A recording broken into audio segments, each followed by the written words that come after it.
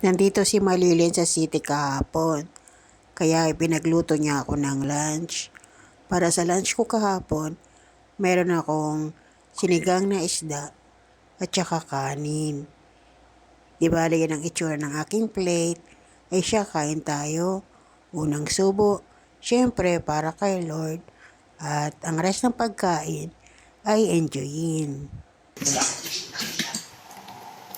Wala nang masasahol pa sa paligid kay ito ng ilalagaw kasi sa tao. At sa Ano iba, ka? sisila kasi ito ang maayos na pag-isip at katiyan. Lalo na kung sumasakay ito sa katawang sa mga mo.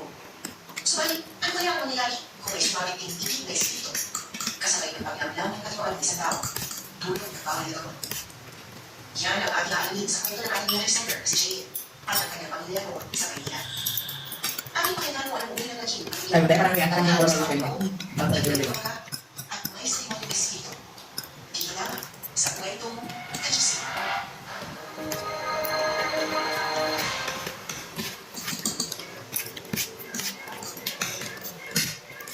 Magandang araw, kwento Kajisi. Ako si Jade. Ayun pa?